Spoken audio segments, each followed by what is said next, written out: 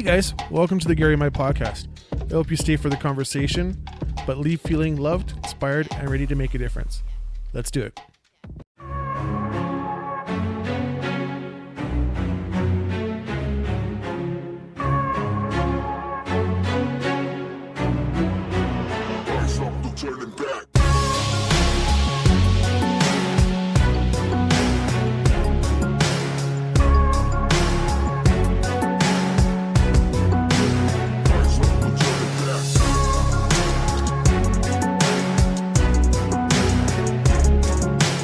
Okay, welcome back to the Gary My Podcast. I'm Gary.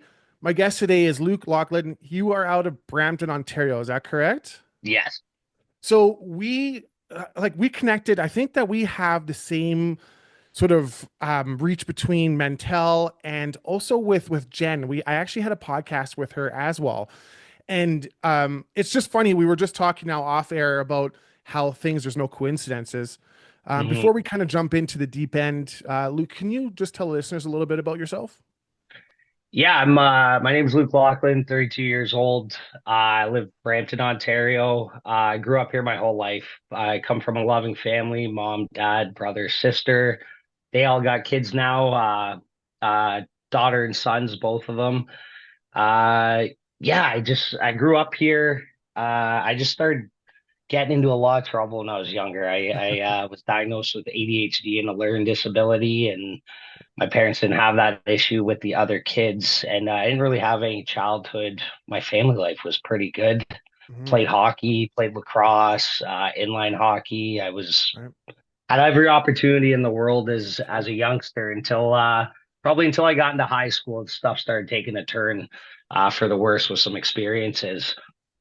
With Luke, was that because of the ADHD that things sort of changed for you?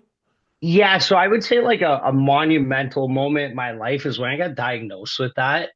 There was a Okay. psychiatrist at the school, and I was in the office with my mom, and he said, you know, your Okay. son has ADHD and a learning Yeah. disability. But what I heard was the doctor say, you know, your son's stupid and he's never going to go anywhere in life. Jeez. How And I old were you? remember this. Yeah. Yeah, I was like 8, 9, about 9 Okay. when that happened. And I remember walking like out of that office at that age. And it's like I could have used a double Ryan Ginger like in that Whoa. moment because I just At 8 years old.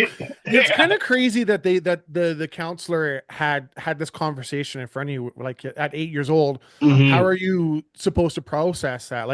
I get it if that is what they diagnosed you with, and there was, actual clinical study for that, and then they'd say to your parents separately, hey, this is how we're going to, mitigate his attention deficit Yeah. disorder, right?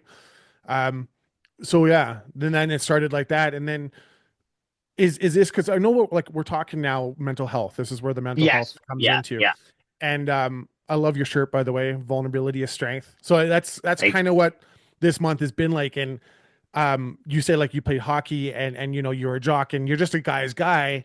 Mhm. And a lot of us guys out there, we struggle with having conversations. So, Luke, today I just want to have honestly just a brotherhood conversation with Yeah. each other about mental health, and really just go into a little bit of the deep of your story and talk about it, because I think that there is parts of your story that are probably going to hit somebody that's going to be like, you know what, that's my story. I need to like Mhm. figure this out. Um, do you want to just start with kind of how you, because I know that you struggled with drugs and alcohol, Yes. kind of how that led into your life? Yeah, that's so I guess after that diagnosis, right away I started kind of wearing those masks. I started getting bullied in school for going to a special class. Oh, okay. And very quickly I learned, and I'm not proud of it, but I learned, you know, if I wasn't good with my words, I felt like anytime I tried to stick up myself with my words, I would Yeah. just make a fool of myself and then get made fun of more. And one of my favorite players was Ty Domi. And so I just started doing what Okay. Ty Domi did in the schoolyard, and it helped to, stop kids from doing that. But then I also used that You as like turn a into a bit of a bully. bully yourself. Yeah, Yeah. right. And I would kind of like put this mask on and this armor on and be like, okay, I'm going to it would take a kid nothing to say something to me for me to like go on the aggressive end with them. Hmm. And I just felt uncomfortable in my skin. But in grade nine, I remember having my like first drunk. I started dating this girl early in grade nine. It was like a match made in heaven. I played hockey. She was on the Right. cheerleading team. Oh, Like it was perfect. my first love Yeah. and probably the only person I experienced real love with, that puppy love, because then Okay. just that stuff, I'll get more into it. But I'll never forget that. I was like uncomfortable in my skin, always playing this actor. I wanted you, I wanted to show up the way I thought you wanted me to show up. And Okay. by the time I got to the bottom of this second like Vex bottle, it's the stuff they used to make Okay. back. It's like a fruity drink. I could just feel this like and it's like, man, I came to life in that garage. Like all of my insecurities of I'm Right. stupid, I'm not good enough, I'm never gonna make it in this world, all of them disappeared that night. And I remember I continued to drink that night, threw up, and then continued to drink more. Wow. And I remember waking up the next day, obviously hung over, a young kid, Mm. but not scared of the hangover. I was like, when can we do that again? Right. I Yeah. want to I think live there's a there. lot of kids out there that are probably dealing with that, like the younger kids. I Yeah. remember like here in Alberta, we used to get those big bears, those big, massive Hmm. beers. And like it was the same thing. You'd sit there and you'd pound back as many as you could. And it was almost like it was like a popular guy's thing. Like you'd go out and the more you can drink and more of an ass you can make of yourself, the more Yeah. people seem to like you, right? And it just seemed Yeah. easier. Yeah. Yeah. 100%. And that was a big thing is like, I would try and be like the life of the party. Yep. When I started getting that I can way and relate to always that. Yeah. cracking the jokes, always Right. being the comedian, making people laugh. But I could be in that garage. Eventually, I could be in these settings where I'm being the jokester, but really I'm still the loneliest person in For the sure. room. You know what Yeah. I mean? Because It's no like one the really knows alcohol you. helped. Yeah. Yeah, yeah, like it helped with that, but I know I just wanted to be numbed from that day on. So it would just go into like I was a chronic marijuana smoker. Yeah. Kind of that would keep me held over till the weekend because at my girlfriend's house, her parents were kind of like, well, if you guys are doing it here, it's safe. Okay. So her Her parents, parents. her mom would buy us the alcohol, thinking it was safe that way. But it was my time to escape on those weekends. Right. Right. Yeah, that's heavy. And I think there's a lot of parents back in like that time that thought that it was a better choice for them to buy and supply a safe space for their kids to do narcotics. Hmm. It sounds bizarre. In some capacity, I understand it. You know, a Hmm. lot of Yeah. parents are like, you know what, I'd rather see you here because you're going to go and do it outside anyways. But there's got to be a better approach on that, right? Yeah, there and like I don't have the answer to it because like No, you, right? I'm like, is that really? I get the whole concept of like at least I know my kids are here with their friends, they're not Yeah, gonna something's gonna happen, but then it's also making it very easy for me at the age of 14 right. to get alcohol, right? And Basically and I enabling. Yeah, yeah, and like my parents didn't know that that was going on up at that yeah, house yeah. on the weekend, No, right? They might yeah, thought, maybe they're smoking a bit of pot and hiding it, but it was like I couldn't wait for the weekend to go up to her house yeah. That's to do crazy. that and just get So how long blacked did out you for do the that weekend. for? So I did that, and this is where things take a very big turn as well. I was doing that probably almost every weekend, from grade nine and also grade 10, and I was also smoking Wow. marijuana every day. Yeah. I was also playing hockey, competitive hockey Right. too, while this It's is going crazy. on. And then the summer after grade 10, I just turned 16 in May, and we went on a family vacation. My girlfriend came with me, her Hmm. sister, her mom, and her grandma. And the third night into the vacation, that's why I won't say any names right on the podcast, but Yeah. I've No shared worries. this story out loud. Yeah. And when I was drinking, I wanted to stay up and drink because I could tell I was an alcoholic already. Like Okay. once I started, I couldn't It stop, was right? like that So was just hitting the sweet yeah, spot. yeah. Like even at a young age, so everybody wanted to go to bed, and I'm like, whoa, where's everybody going? My girlfriend Yeah. wanted to go to bed, and I'm like, I'm gonna go down to the grill and get some food, and I just want to go drink. So her mom's like, I'll keep an eye on Luke, if everybody wants to go to bed. So we went down there. I was getting hammered. We came back to the room and her mom decided to start doing some stuff with me while I was Oh, like pretty much starting to pass out. And when it first started happening, I was like freaked out because my girlfriend was pretty close. I'm like, you're like a mom to me. And pretty much I just got the whole and things escalated and stuff happened that night. wow. Yeah, so the next day I was like what happened? Does anybody know? Like I couldn't even look at my girlfriend. I could barely even look at her. And pretty much that I thought it was just gonna be a one time nobody talks about it thing and then that continued when I got back to Canada. Hmm. And I was pretty young and impressionable, and there was a lot of like manipulation behind it. And so I had this secret held inside me Okay. while I'm trying to have a relationship with my high school girlfriend. There's this thing going on. And she was really good at like, this happens more than you think, and this way you Yeah. don't The have whole to. grooming thing. Yeah, right. And so I didn't realize that at the time until I got into Yeah. therapy actually just like a Yeah. year ago. Okay. Wow. Yeah, so this went on till about I was like 19. I finally broke up with my girlfriend because I was starting to have mental outbursts. Yeah. I was constantly looking for a time when I can drink.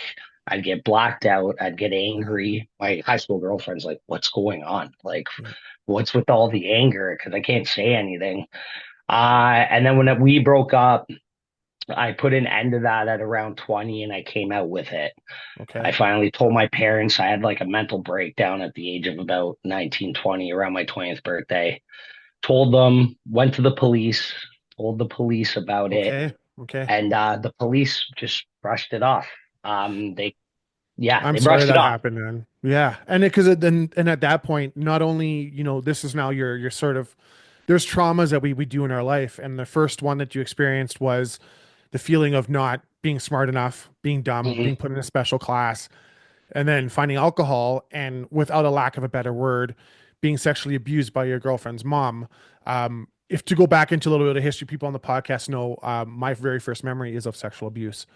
And the difference between you and I is that my abuser was a man and your abuser is a woman. And in society, they're like, well, you're a young jock. You probably liked it or you were bringing it on.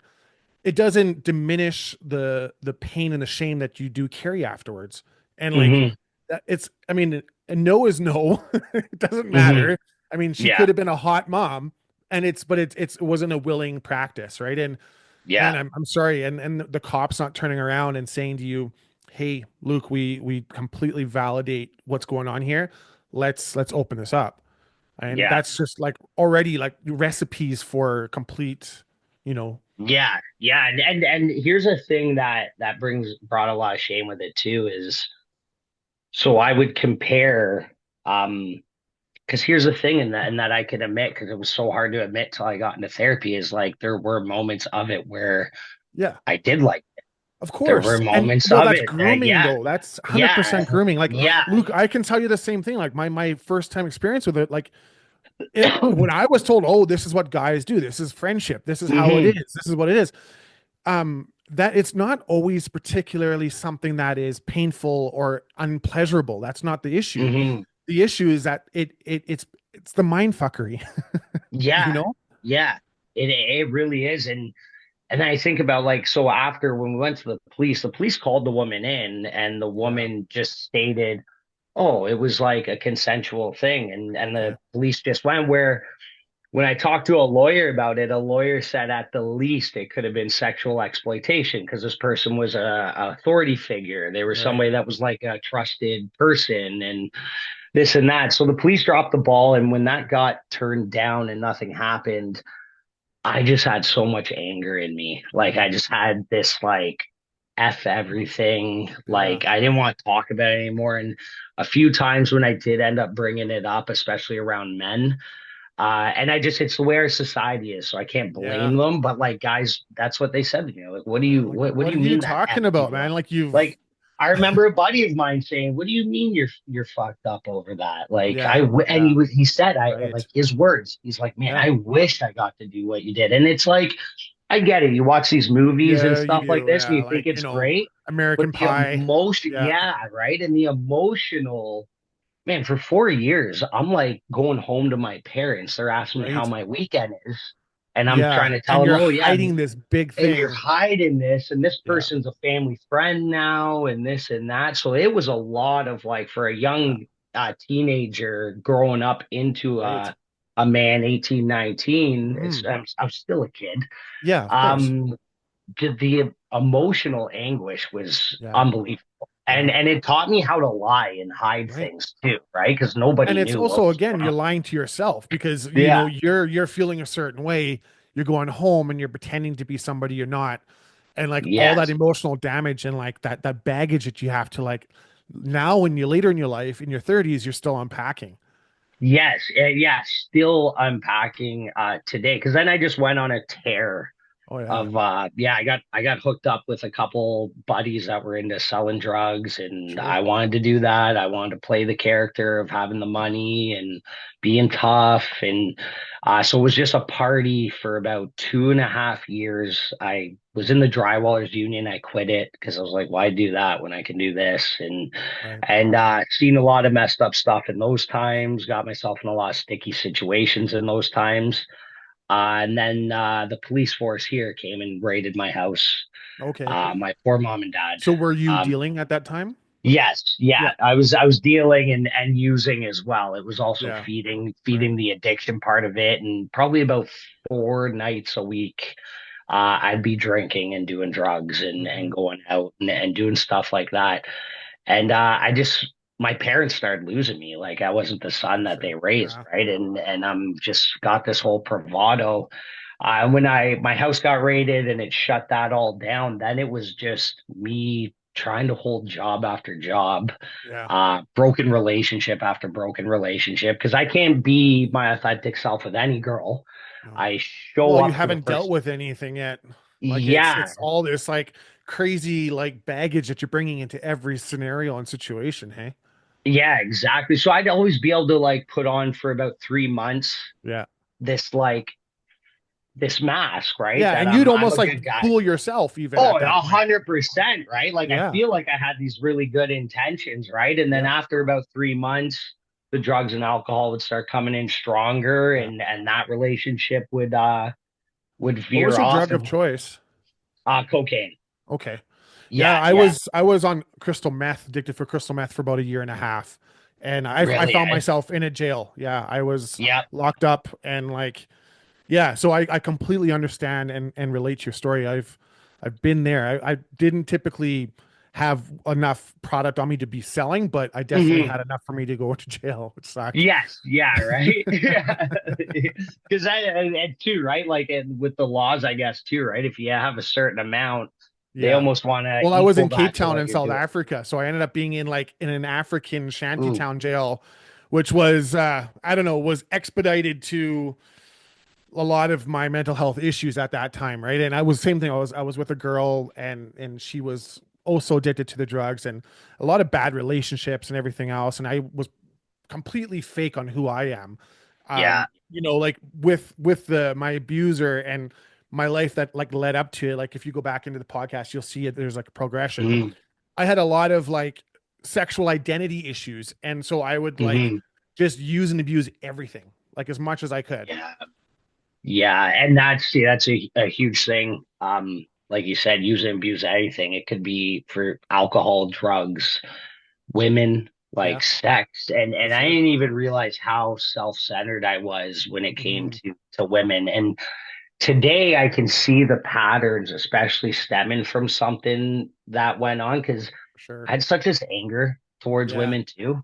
Right. Yeah, Um, yeah, I guess you would. where it's almost like because that girl, that woman didn't get any justice for what happened. It's like Yeah. when I had these Interesting. breakups with other girlfriends, Okay. it's like I had to make sure I hurt them Right. to, Yeah, and yeah. Like it's you had to be terrible. you had to win. Like it was like I was, Yeah, you had to right. be yeah. Like how are you I get it. gonna leave me and abandon Right. me? Like, look what Right. I've done for you. Like it was Man, just that's my real. thinking Yeah. was so twisted with that, Yeah. right? And Thanks for it's being followed honest, me man. around. Yeah, Yeah. I got to because it's where my sobriety journey starts Yeah. is where, and just to touch on a bit, like I said, right, I can't get into too much details. Soon I will be able to, but I was hanging out 26, 27 years old with a buddy of mine. I met a girl mutually through him, and she had kids. And my brother and sister, were starting to have their families. And a big thing that brought me a lot of shame is like people would ask my parents how their kids are. And my Right. parents, my brother's a captain for a fire department down Okay. here, so they'd be proud of So that. he's doing really well. He's Yeah. doing really well, and he has his own struggles too, but Sure. he is Sure. doing good. And then my sister, a teacher, and they're having Okay. kids and So families, everybody's and doing life and yeah. yeah, right. And then there's Luke. And then there's Luke, right? And I swear to God, if I could even, I do this all the time, like when I'm standing up, but it's like they would ask about Luke, and it's like my dad would like look at the ground, like kick stones, and be like, he's coming along, like Oh yeah, like shame, man. Yeah. it was so hard for them. They loved me, they wanted to For see me sure. Yeah, do good, man. but they really didn't have something unless they were honest and was like, honestly, our son's effed up right now. Like he's Hmm. not doing good, you know? But they didn't want to say that either. So it'd Yeah. just be like, he's coming Yeah. along, he's trying, right? And And that's the thing so with addiction, right? Like there's not just you. It impacts everything right around you, hey?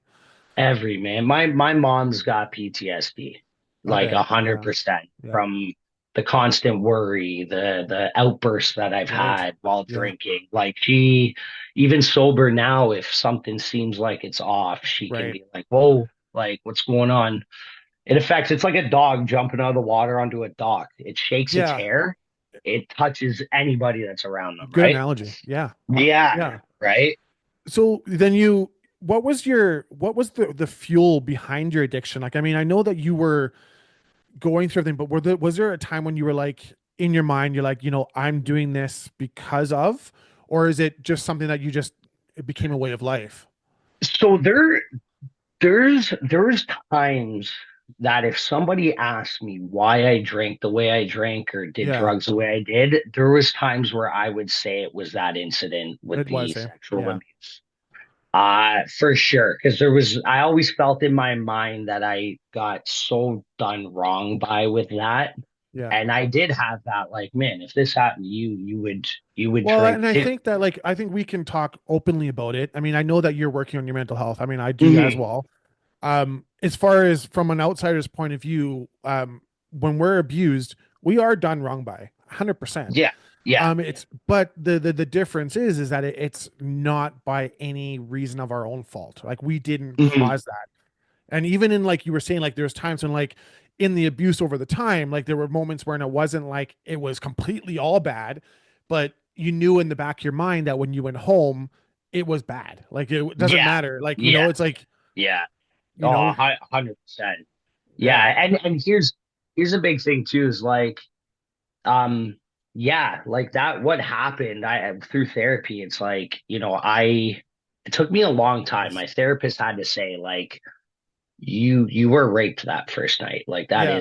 I was waiting that for you is to say that. yes. I didn't want to label it until you did because I didn't know if you were Yeah, there yet. yeah, Okay. so I Yeah. wasn't there. I Okay. Because I would compare myself to other people's experiences and be Yeah. like, no, no, and it took my therapist doing some work with me and Yeah. it took me a while to be able to say it, to Yeah. be That's like, no, strong, man. I was raped Yeah. when I was That's 16, huge. and it doesn't matter, and it took I've journaled about it through these Yeah. therapy sessions because it was so hard to come out, and so yeah, like it's not my fault that that No, happened. no, Like that exactly. Yeah. is a Absolutely. terrible thing. Now, the only thing that the thing I do today take responsibility for, Gary, is I feel like when there were the times when I would say like, you would drink if this happened to you too. This is why I'm Hmm. doing it. I take responsibility for the fact that holding on to that for so long and so tightly with the hurt and the pain, I take responsibility for how it played a part in hurting other people down the road. Yeah. So Fair not that enough. it's Right. that like that's my fault and stuff, but I can see where some of my anger, which I can't change now, spilled out onto other people, hurt people, right? And so I've Yeah. always tried to Exactly clean that. up Yeah. that side of the Right. street with it, right? Yeah. But I'm not responsible for the action that happened. Yeah. But now that I got that awareness and have been healing from that, Yeah. I try not to have that. affect the outside. Like I do Yeah. the work, try inside, but it does still Yeah. come out. It And I does like that still, you open that up. Like you said, hurt people do hurt people. And like yeah, it's because there's so much anger and you always end up hurting the people that are the closest to you too. And it's like a punching bag. And it's weird because it's like this energy that needs to be released and we just don't know how to mhm, do it. And I think yeah, that we're more angry at ourselves. And then when we get so frustrated with ourselves, there's nowhere else but to outwardly express it. oh And yeah. unfortunately, some people are just in the firing range. Right. Yeah, no, like you said, the ones that love you, right? Like either Yeah. your parents or Yeah. a relationship and stuff like that. I remember my sister before me and my high school girlfriend broke up, and that was coming to an end.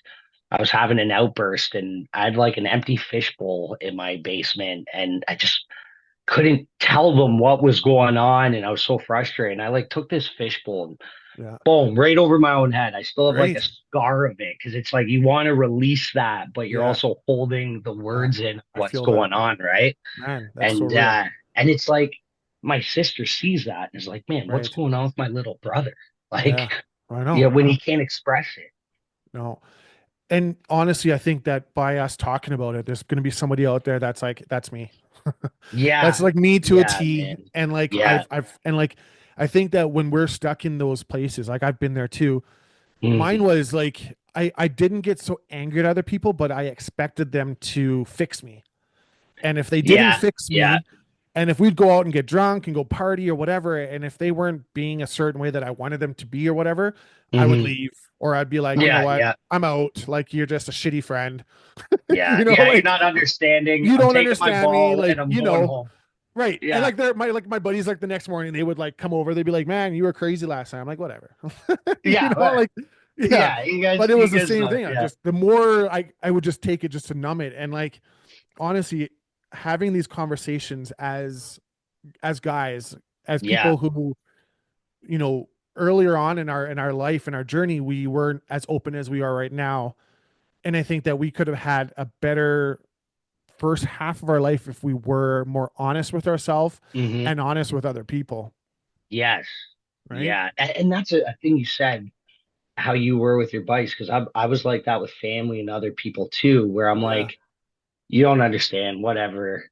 But was I ever able to get honest enough to try No. to vocalize something for someone to even understand? You know what Yeah. I mean? Yeah. Like, Well said. Yeah. right? Like Very it's, true. Because I mean, we had no idea what was really going on. We knew that we were hurting, but like that was the extent of it. You're like, well, yeah. because you were confused in your mind. And like when you would talk to your buddies about little bits about what you were feeling, they would be like, man, I wish I was in your shoes, Yeah. Yeah. Yeah. Yeah. And then you're like, now you're confused. You're like, am I just like, what's wrong with me? Why do I feel this way?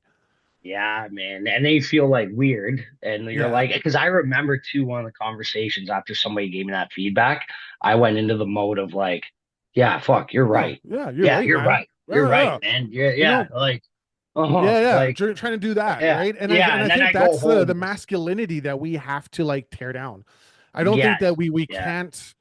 I mean, like debunking this whole like weakness and masculinity thing, and trying to be like I don't know, like how we think that guys should be like around each other. Like we can't Mhm. have conversations and say, hey, man, like this happened to me, and I need you to just like honestly just listen. I might not be Yeah. looking for anything back, but I just need to maybe say it out loud, and I just need to not be judged. Yeah. Yeah. You And to know? receive that, hopefully the person on the other end's not like, Yeah. suck it up.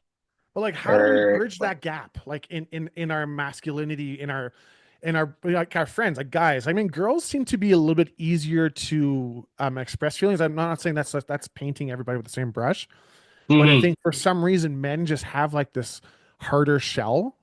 Do Yeah, you think? like a Yeah. wall, like this Yeah. certain wall. Okay, well, because it's like, what's my buddy gonna think about me if I tell? Right. Like, I just discovered with myself that I still have this deep rooted feeling or need to be loved and wanted by somebody. This Right. experience I just had a couple months ago. I think every human being has a thing of wanting to be needed and loved by somebody, but For where sure. I Yeah. will take it to an extent, which I'm sure you can relate to this, people Yeah. in this community can relate to it. Where like I'll sacrifice all my needs. to Hmm. be needed and loved Yeah. by somebody to the point where, like you talked about, and they're not giving it to me. And I'm like, Yeah. how dare you? Like, Right? Like, you yeah, know? then it's like you become like, then you like become this bag of poison that they can't even really connect with anyways. So then Yeah. then then they move away, and then you just get angry. Then you start like internalizing like, well, maybe I'm just a shitty person. And then Mhm. you go and try to find another group or another person to do the same thing with. It's like this whole Yeah. cycle. And you keep going with the same Yeah. sort of tools to Yeah, we haven't whichever fixed group, right? ourselves yet. Yeah. And I think to your question, Gary, is like I've been really trying to all the different groups of people that I'm connected with, especially guys like Hmm. buddies. I've been trying to be that example to just throw vulnerable stuff out. Yeah. And I've noticed some of the people that can receive it and listen, and I've noticed them start to share stuff with me. Those have been people I've noticing I've been they're my core people today. Yeah. That's it. And I've noticed some of them reach out to me with certain stuff that I Hmm. feel like they wouldn't have before. And I think changing that is what you're doing right now. Yeah. So are What you. I'm trying to do, right? Like Yeah. it's constantly having these vulnerable conversations to show like it's okay. Hmm. And then if And then it's so anybody, true. go ahead, go ahead. No, I was just saying it's so true. And like, I think that the fear of losing your edge or your masculinity from it, like having a foofy talk, or you're gonna be this person who's got all these emotions and feelings, and like we're gonna have like a kumbaya circle, and like that's not what it is. It's No. honestly just saying, hey man, like I'm just feeling like shit. I don't know why. Some people might be farther along in their feeling like shit and might Hmm. say, hey, look, I've been thinking some pretty dark things. I need you to be Yeah. my person. That if I'm not, because like, you basically finding your accountability friend who is like, you know what? Yes. I know you're going Yeah. through some stuff. Why don't you like check in with me every Wednesday at a certain time? And if you don't check in on me with me, I'm gonna like come look for you, sort of thing, right? Yeah. Yeah. And it doesn't need to be like a hey, let's sit around and talk about our feelings all the time, but it's more knowing that somebody's there and that somebody is aware that you might be going through a bit of a season. Yeah, man. And I think that's like perfect to establish that with somebody. Yeah. Like I got a buddy actually that was a rock for me while I was going through this little breakup thing I was going through. And he opened up to me too, like, Yeah. hey man, I just gotta share with you too. Like I just don't feel good Right. lately. And like, man, like you were a Yeah. rock for me there, right? Like, and I could tell with our conversation, he's like, I just want to be there and listen to you, and I feel like you've Yeah. been overcoming that, and Yeah. I just want to feel comfortable sharing with you. Like, I'm kind of going through something too, Right. right? And we went and had a coffee too, and just listened to each other. I listened to him, and we talked, and there's like no walls there, like in No. this friendship I have with this guy. It's completely where if I had Right. this conversation with somebody a few years ago it would be like you'd hear the comments, "Oh man, come on, you're being a wussy, or you're Yeah. being gay," or Yeah. like they'd use stuff 100%. like, Like you know what they're I mean? Like, weaponizing it, right? Like yeah, right? and that's the thing. And like, in all honesty, I think that when it comes down to it, that's why we have these platforms. This is why we Hmm. have to continue to keep talking, because it's come a long way, but it isn't far along because there are still too many suicides, too many guys suffering on their own. Um, Yeah, Substance abuse is huge, and like we talk about addiction and how it trickles down into your family. You've got all these guys who are trying to keep it all together and are being abusive to their wife and to their children and to their friends and to their family because they're not just actually talking to somebody. yes, yeah, man. Like so I'm somebody like, and I'll share this openly. I've had to take a course for a domestic abuse situation. Oh yeah, yeah, I was in the wrong, it's a product for of it, sure. right? I did things, and being in that course, I took it very serious because Hmm. obviously I got into the trouble with it, so For I sure. belong here. And I realized a lot of it's about that. A lot Yeah. of it's about the communication, expressing like how you really feel, like having people to talk about it because you end up building up, don't Hmm. talking, and then you snap. Yeah. It's like a spring just Right. constantly being tightened inside, and eventually it's gonna, I damaged some property and said some things and not proud of it, but Right. man, it was me not getting honest with myself and Yeah. sharing certain things with other people. And that happened to me while I was sober before I relapsed. Okay. It just was a build up, a build up, and a build up. And Yeah. yeah, that's where I think a lot of those cases come with They people do. that don't know how to express their stuff. Yeah, and you can speak to it because it's your life, right? It's Hmm. something you've gone through, and if you are now for any reason just having this conversation and somebody hears this and you catch them before they snap, then we've won. Then that's exactly what we Yes. need to have, right? Because Yeah. we can only really relate because we go through the same things. It's our life. This is something that we've gone Hmm. through. And you're talking from the realness of it because you've been there, you've seen the deep, you've done the dark, you're doing Yeah. the time. And if somebody was like us, if we had a platform when we were a little bit younger and we could put in our earphones and listen to a podcast of two dudes just talking about some pretty dark shit and be Yeah. like, man, I don't want to do that. Like maybe I should Yeah. catch myself, right? Yeah, yeah, right. Because it's that whole me. Oh my God, me too. Yeah. Like that's how Yeah. I'm thinking or how Yeah. I'm feeling. Like because when I was young in high school, I'm not sharing any of that stuff No. And when in did the we ever hear dressing room. anybody else? Yeah, Nobody like I else played did. rugby and football and like imagine me Yeah, sitting around of putting on my gear and being like, "Hey man, yeah, so right. I'm kind of dealing with some stuff." Yeah, like not a chance. He would have been Probably like, wouldn't see the "Get field. bent. Go get like, you know what?" Yeah, Yeah. that's it. Dress in your school uniform for this game. You're Absolutely, not man. playing. Like it's Right. such a shame, right? Because and if even if we didn't need to do it there, if I had like something that I can go to and there was a resource and there was information and there was conversations about it, and I realized that there are other people going through the same thing that I'm going through, it would have been so much easier. And I think that that is Yeah. kind of our torch that we get to carry now, and it's a Yeah. privilege. Yeah, no, it is. And that's where I think the aim to not only helping people where they are just on their journey, I think the aim is getting into like the youth, Yeah, right. having these conversations Yeah, because around the that's where it youth. is. That they're the Yeah, future, right? And if we can't have impact in our kids in our future, what's it going to look like in 20 years time if we're not actually having these conversations? And yeah. it just feels like the world's getting just like more full of stress and there's so many more triggers, Oh, and like you said earlier, like the suicide rate. Like I'm right? hearing of kids that are like 14 years old Yeah. that are taking their lives. Like, Well, and it's all this hate crime and just kind of like the segregation between people and like how this social media is like we're more connected now than we've ever been, but we're feeling more lonely than we've ever been. right, Like it's right. such a crazy little Social conundrum. media. Oh And it's man. social media, right? And you know what's crazy? Like you're the podcast you're doing here, if you look at it, um, a video of somebody getting seriously hurt Yeah. or even a cause of death will get way more views, way Isn't more that likes, crazy? way more comments than a Yeah. conversation like Yeah. this. Oh, 100%. And that's the thing. And it's funny because like I had to kind of go through that train of thought too. I'm like, well, why am I not getting as much traction as I would like? Or why is this or that? And it was the same thing, it was the awareness of it that people they'll see it, they'll stand on the sidelines and they might not like it, or there might not be anything that's like all the little hearts or whatever, Hmm. but they're still listening. And Yes. if we're Yeah. still having the conversations, we're continuing with the conversations, we're not here to save the world. We're here to Hmm. save the Hmm. one. Yeah. And it just I think then it compounds. Luke, I know that we're talking now that so you went sober, relapse.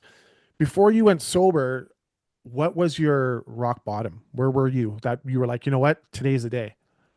So, yeah, I turned 27 in May. May 2nd's my birthday. And I'll never forget how much I welcomed. I didn't really even want to be here anymore.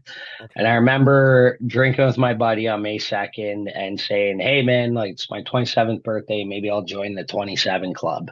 And I meant that. Like I Okay. meant that. And but I had this girlfriend who I was talking a little bit earlier. She had two kids, and it was one of those things like, well, my parents are so proud of my brother and sister. They got their families. I like her a lot. I like kids. I was always good around kids, Right. and we started a relationship about back in like October of that year, just before, yeah, October before the year I turned 27. So I had a blackout night in the month of May. Okay. And came to with this person, and like I said, I can't get into all the details yet. Sure. Sorry, can you still see me? I can. Yeah, you're there. Well, cut that out. There you go. So yeah, she told me a couple days later what happened that night, Okay. and Okay. it was bad. Right. Um, I don't remember any. I only remember like little things at the beginning of the night. Right. So I thought our relationship was over. And I'm like promising never like to drink again. Like I can't drink ever again. With all of this, I've done some bad stuff in my life, but this was like pushing the limit. So we tried to work it out though. And about a month later, uh, we ended up breaking up on a Friday, but there was a party on the Saturday to go to for her birthday and my Oh, buddy's okay. birthday. And I was on like a 4 or 5 day bender because every time I'd look at myself in the mirror, like I just felt like I was this monster. Right. It was like these like cycles, right? Yeah, of Yeah. like going on. I was trying not to drink and I could just feel Yeah. so uncomfortable in my skin. So I ended up going on about a 4 day bender with like like no sleep, doing like Yep. cocaine Yep. and I know it. drinking. Disappeared from her, and then Friday I came and I like just broke up with her. I was like, I can't do this anymore. I need to go get help. I'm gonna leave or whatnot. So, anyways, I leave. The next day, my friends are calling me to come to this party. I slept most of the day, but I went to the party at like 7. Started drinking. Did some drugs, and Yep. there was a disagreement of like you shouldn't be doing drugs. So I left there. And then went to another friend's house and grabbed a bunch of cocaine and started drinking, got into the liquor, Hmm. and then next thing you know, my memory starts fading from there. And Okay. next thing I know, I'm in a jail cell. The next morning, pretty much loaded up with about 18 different charges. Um, Wow. Everywhere. Yeah, ton It's a of them. big There's night. Yeah, Yeah. it was a big night, and what happened is they put both nights, the first blackout night and then this night, because my girlfriend Okay. told them what happened first night. Yeah. So they charged me with all these charges, and I went to Maplehurst Correction in Ontario, and I knew something was very, very like wrong, like I really messed up. And I got in there, and I think it was about 3, 4 days. I talked to my parents, and they were just like crushed. And I could trying to hold back my tears on the phone. My dad said they were going to try and get me a lawyer, which I Wow. was like, why? Like, why are you even going to do it? I've put you through so much. And he was crying. He's like, you're my son. Like, I want you to get help. So I literally laid on the cell floor that night Hmm. with tears in my eyes, uh, asking God, like, God, if you're real out there, because I completely turned my back on any sort of faith. I was raised Yeah. Catholic, but Okay. I tears in my eyes. I'm like, God, like I need help. Like I need Yeah. help. I need help. And end up getting bail and going to a rehab facility. And that was my start. I was so broken. Like when I try to look at myself in this mirror in that cell, it's Yeah. like, who Can I are you? ask you a faith question? Did Yeah. God meet you on that floor? Yes. Yeah. Yeah. 100%. Nice. Because I could feel the burn in me of like I need help, Yeah. actual Yeah. help, and not just Yeah. help to like Right. I got to get out of this Yeah. situation. Like I just felt like the biggest piece of shit in the world, especially with what they told me of like all these charges and stuff. So I went to rehab. Did 35 days in rehab, Okay. got out, got into a 12-step program, Right. continued with a drug counselor that I was with, but I didn't go do any therapy. So I didn't really dig Okay. deep into some of the Right. There was no things, but real like unpacking yeah, yet. like I did a lot of unpacking, but I didn't really unpack the trauma stuff with the sexual abuse. Like I talked Right. about it a little bit, but didn't Yeah. really unpack it. So I got on the road of recovery, started making amends to people that I hurt. Like I destroyed my mom's side of the family one Christmas in 2007. 16, 15. I was there drunk one night and I had a knife on me and a fight broke out Oh that I shit. started with my aunt and I ended up stabbing one of my cousins. Oh wow. And yeah, Man, you were on a tear, hey? yeah, and we always from little kids met up Christmas. My mom's side of the family. There's like seven, six sisters and a Okay, so you come brother. from a big family. Yeah, and we had all these Uh, cousins, and yeah, that was it for getting together on Christmas anymore. This right. was before I got sober, right? So I went through the process of an amends process. What does I that look started like? Like how do you go to somebody and ask for forgiveness? Like what does that look like? so it was very scary at the start, but I started following a program and I started gaining some hope with some faith and got Yeah, a God of my understanding yeah. and that I was starting to believe in. And big part of the step to get to the amends is I had to look at all my part and all these resentments I had Take and all this accountability stuff, for it right? all. Take accountability and got to see that. So by the time I got to the amends part to go out to these people, I could see where I set the ball rolling in a lot of Right. these resentments and anger I had towards a lot of people. And I only had two of them where people were like, listen, Yeah, like stay great. the F away from me. Yeah, And there's fair still enough, right? some I gotta make. I just had to wait for certain things in There's life to timing kind for of it, yeah, right? timing for it, right? Hmm. But anyways, the one with my family, my mom's family, the cousin that happened with, me and him, he received it pretty good and was like, I just want Wow. you to do good. I know you didn't mean to actually do what you did. A lot of the family took it well and said like, hey, we just want to see you do good. Some family was skeptical, but I had these two aunts. When I reached out to the one, she was like, Luke, like you ruined Christmas for our whole family. Like that's cool you're on recovery, but I got trauma from Just that not night. for me Like right now. yeah, Yeah. just not for me. And I had to accept that, right? I did what I could. And man, a month later that aunt called me and was like, she's like, hey, I want you to come by for a coffee. Right. I've been thinking about it and your voice kind of feels like it's changed a bit. And man, I went over to my aunt's house and when I got there, she was like crying and Yeah. she like gave me a hug and was like, I forgive you for like everything that happened. And another aunt showed up and I was apologizing like how wrong it was because sorry was my middle name. Like Hmm. I had to like show through action. I just asked them like what I could do to make this, better for you guys. And pretty much their wishes was to stay on my journey, but to like keep a connection with them. And those two aunts are some of my biggest supporters today in That's my beautiful, life. man. And like Yeah. I always say, man, like God can take a mess and turn it into a Into message and 100%. and they're there. And so things were going good. I was two Hmm. years sober, two and a bit. Okay. Now So I then you'd did be now what, 29 so at I'm that point? 32 now. Yeah. Yeah, So that 32. would have So I been, would, yeah, 29. I would have been around 2 years sober, I yeah, hey? guess, back Yeah, yeah, then. yeah. Yeah, if I'm tracking Yeah. right. And then I ended up meeting a girl in sobriety. I was like, yeah, I think I should be good, 2 years sober, and started dating this girl, which actually was 13 years older than me. Hmm. Uh, so I don't know if Which you is can see where I'm kind of funny if you think about it, right?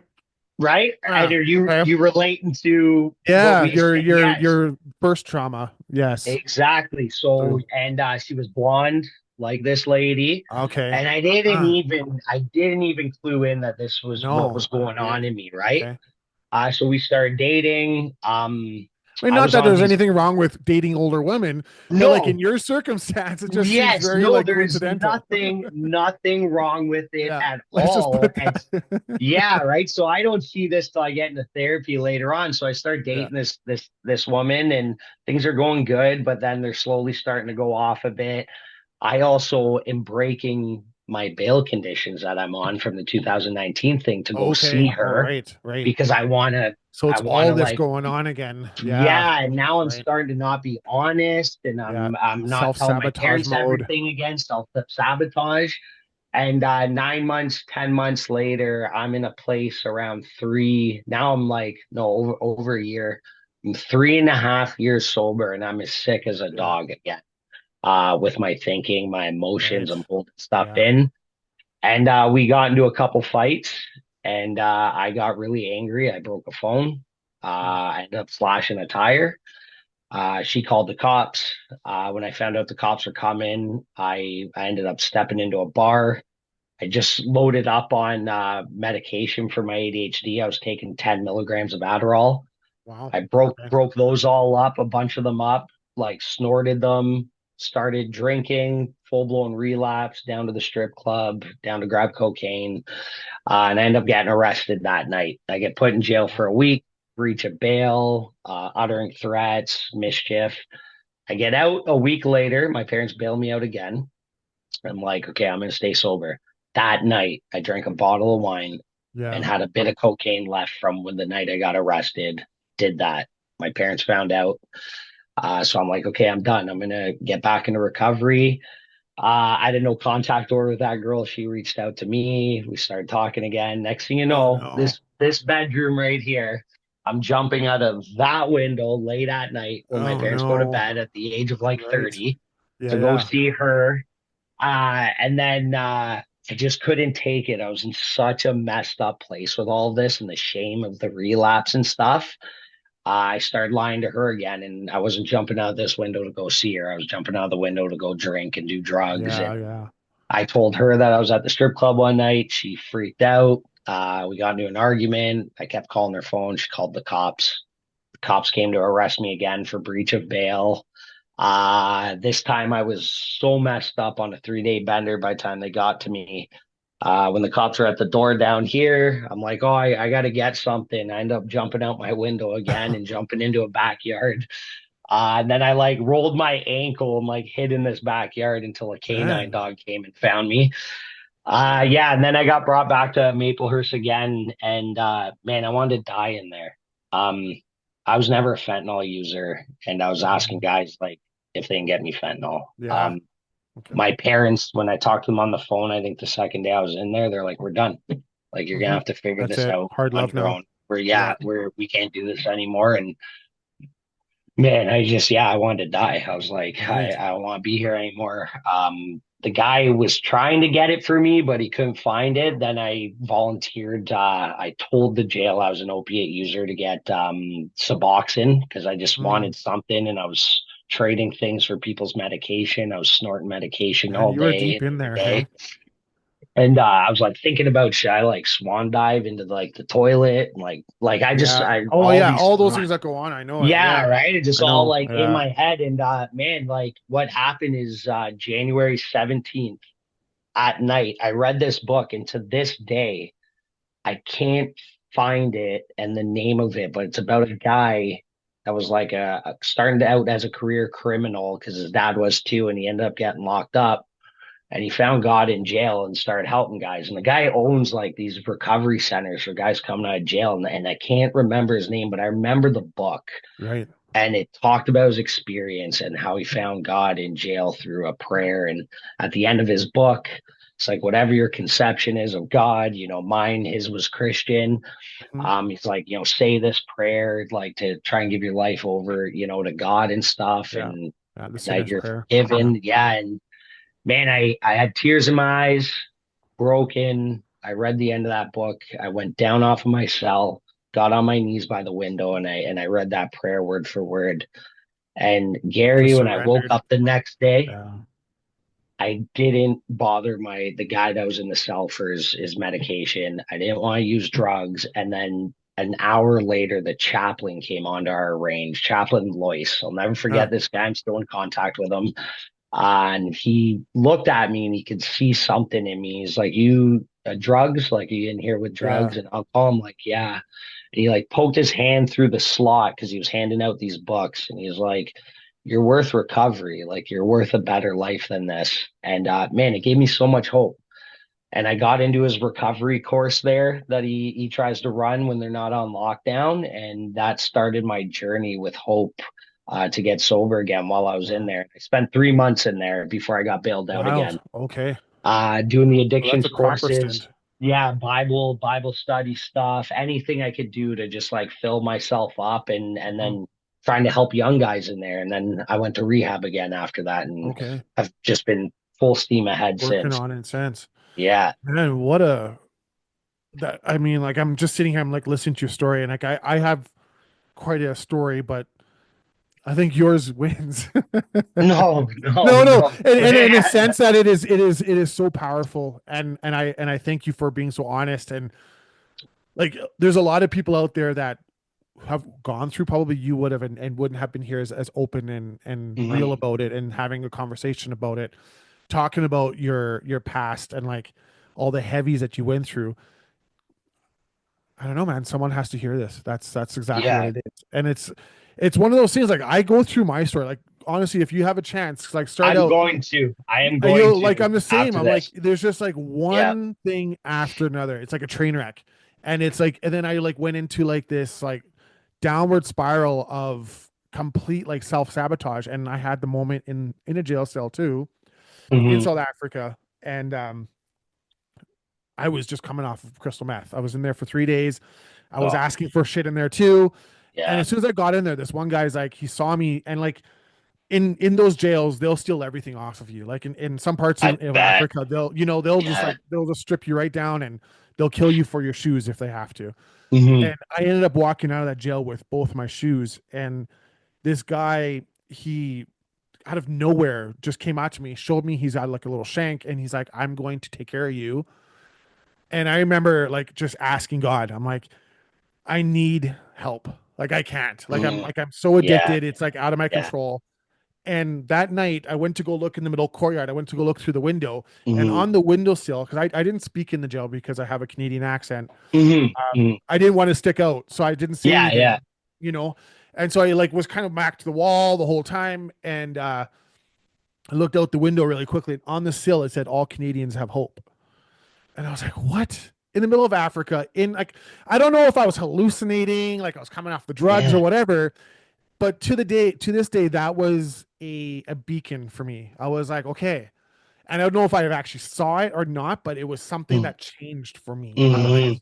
Hmm. That night, that when I got out of jail, I went and got more drugs. I continued to Hmm. use. Yeah. Yeah. I went to court, and I continued that way. I had to like buy a ticket. I moved to London in the UK, just to kind of go cold turkey. But man, I relate a lot to your story. And how has their recovery been now? Like, how are you feeling? Sort of couple. Are you how long are you into your sobriety now? So this January 18th will be 2 years again. Oh So man, that's so great. I relapsed at 3.5, and Yeah. then once I got sober, going to rehab the second time, or got sober in jail, yeah, January 18th will be 2 years again.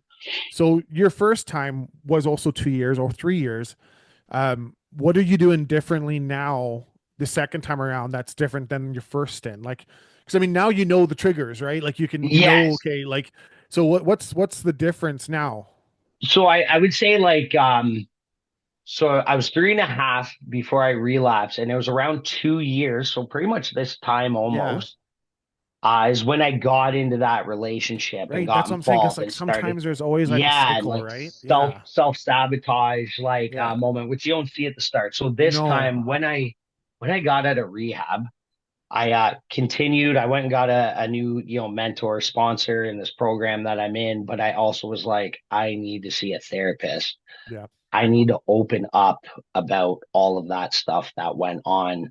Because, like, man, that whole thing that went on when I was younger. I went through a stage when I was younger, when that finished, where all I was looking for was older women. It's the only Right. thing I could Yeah. connect to. Porn addiction, For sure. escorting, like Right. paying for, Wow. going to, and I'll share this. It's just, it is Yeah. my, yeah, it's It's your what I story. did, Yeah. right? Having just no respect for women, and like I've shared, right, the court case I was in, like I hurt people. Almost every woman that came in my life, Fair enough. I emotionally ended up hurting them, and there was a couple things where it got physical. It's Sure. And you got angry, I didn't, right? yeah, I didn't like beat anybody up, but there Yeah. was physical there. It like, and I'm not proud to admit it, but it's part of it, right? And I Yeah. had to find that forgiveness for myself so differently.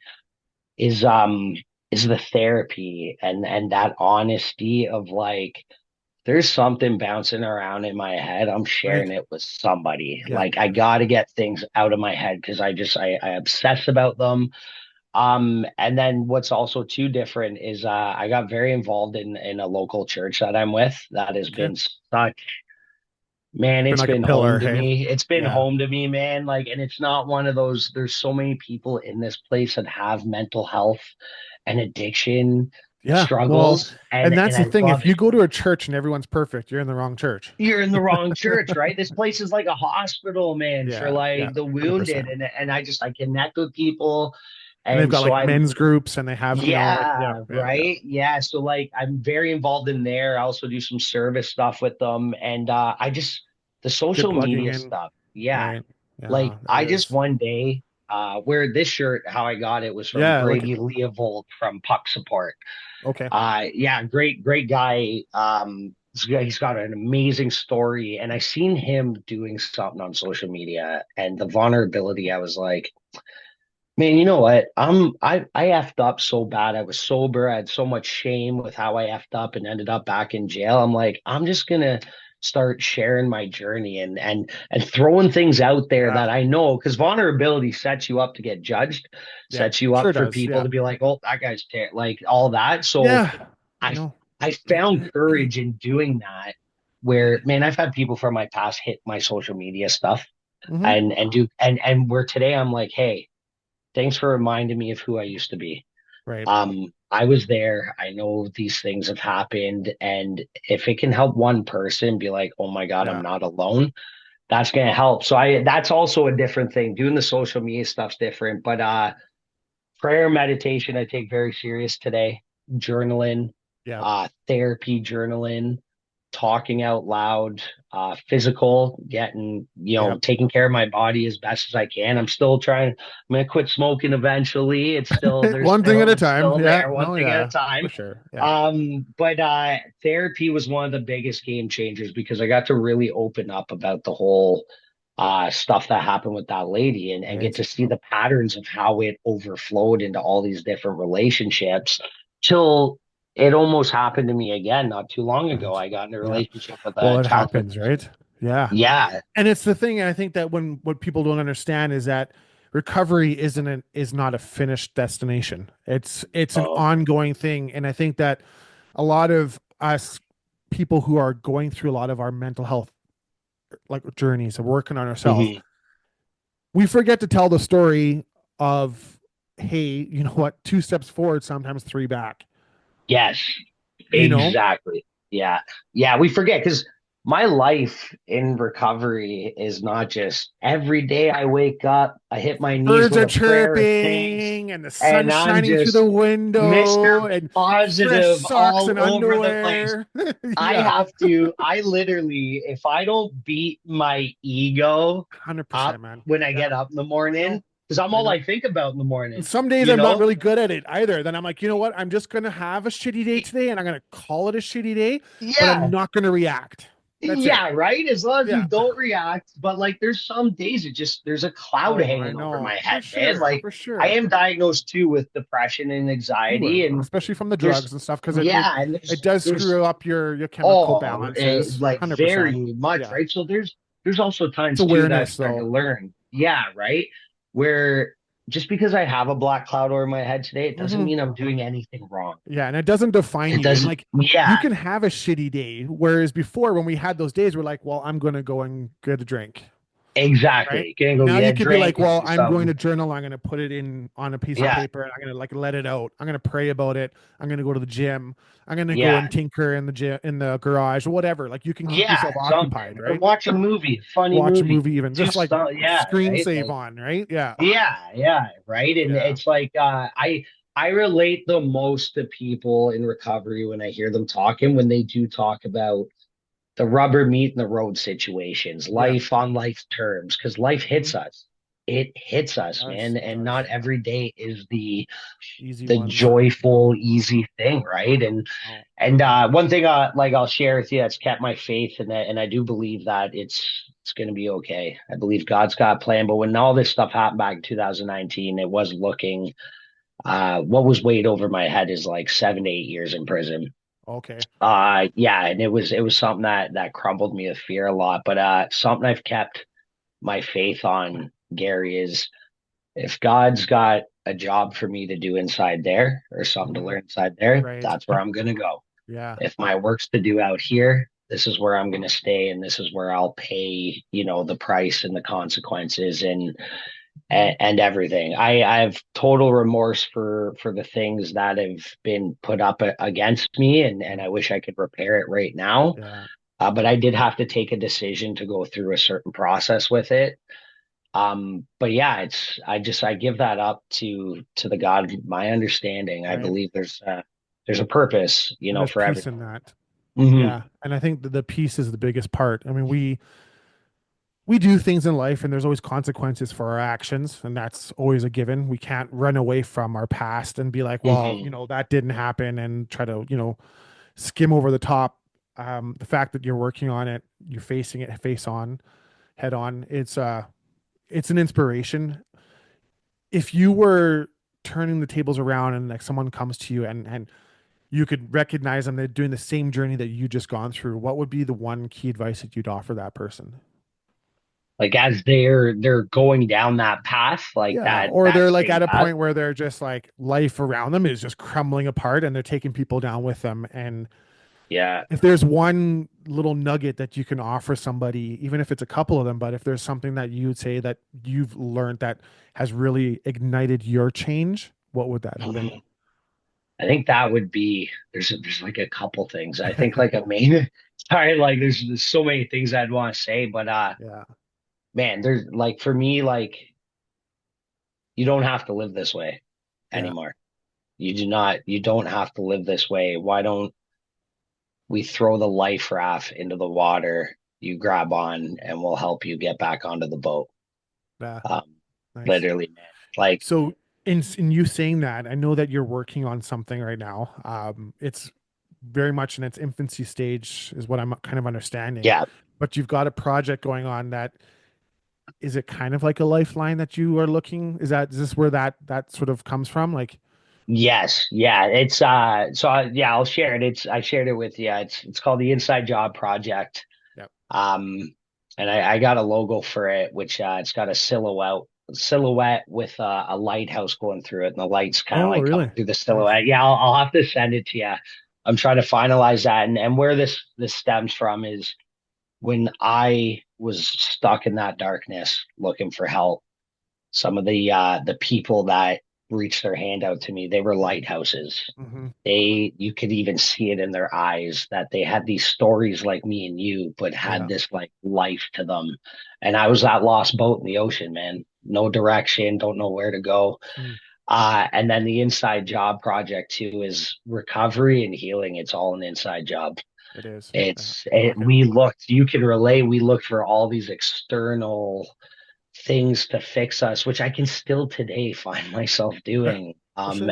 But it's always an inside job. It's where I'm gonna find, God. It's where I'm gonna connect with God. It's where I'm gonna pour out, dig out, all the stuff that's inside there, right? And Mhm. because I think like recovery is not really about addition, it's about subtraction, trying to Yeah. peel Oh, back, true. peel Wow. back Yeah. that stuff, right? Like Yeah. that doesn't serve us anymore, and those false beliefs, limited beliefs. And so I want to kind of make it as a thing. I got like a 10-week program that my buddy Justin inspired that put together, but I'm kind of working it around for myself, and then hopefully have some resources that I'll have Yeah. to it for people to reach out Well, to. we're in And your corner, man. 100%. Let me yeah, know. I'd love to be a part of that and champion you along. I man, think you've I got the most appreciate that. amazing story, dude. Like the fact that you are alive, first of all, after all of that, and that you are here to talk about like the really like we got into the deep end of your story today, and Yeah, yeah, there's no shame in it. And I think that's the biggest thing that comes out of this is that doesn't matter how shitty your past is, your past doesn't define who you are today. no, no, That's the past. Yeah, okay, cool. yeah. Yeah, we've done it. It's our story, and yeah, it's there, but it's not who you are. Yeah, exactly. And then here's the best thing I sent to you. Our past can be the greatest asset. There you go. Where like my past, I don't dwell on it, but now it's something that I can reach back to Yeah, and share that experience in hopes that maybe somebody can be like, man, maybe I can Yeah. get through my stuff. I don't have to Yeah. sit on it, right? No. Yeah. And you've gone through so many different, like you've lived so many different lives in your short 32 years that you can relate to so many guys and even women too that are going through Mhm. these cycles. And sometimes like I was when I was talking about my journey in my life and I was like, why God? Like why am I always front and center in some sort of carnage? Like why is it that I'm like, Mhm. and then I just, like you said, our mess has turned into a message and sometimes that's our cross to bear. I know that, Yeah. God wasn't like, okay, cool, here you go. This is what you go and do. I mean, Yeah. I Yeah. messed up myself, but he's Yeah. turning it around. And I think that's why you and Yeah. I are connected. Yeah, man. That like you're like what you've just started too, right? It's like Yeah, that whole past, everything that's went on for is not sure. for nothing. No. And You that's know? exactly it. Yeah, man. Hey, man. Well, Luke, I really appreciate you being on the podcast today. I think that no matter what, even us just talking about it, putting it out there, Mhm. nothing bad's going to come from it. And I'm going to follow you for the rest of it all. And I really, really do hope that we get to meet each other in person one day in a Yes. capacity of like what you're doing and whatever the case is. But I really thank you for being honest, humble, and just open today and just Yeah. being Yeah, real. man. Thank you, Gary. And I'm grateful to be a part of this. Like Yeah. it's to just You have know a what? It's all of us conversation. together. It's a Yeah, yeah, community, right? And yeah.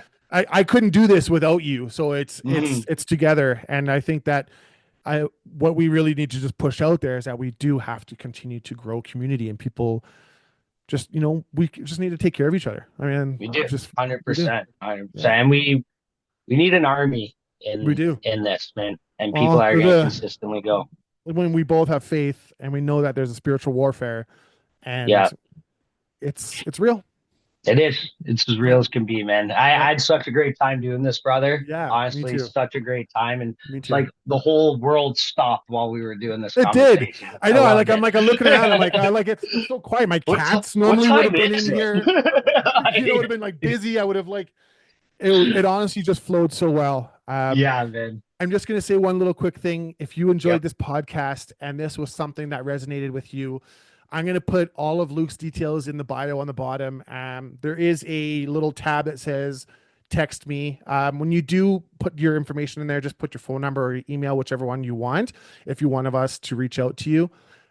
If this is something that you think that somebody should hear, just click like and subscribe, and then you can share it. Easy enough. That's the Gary Mike podcast. Thanks, guys.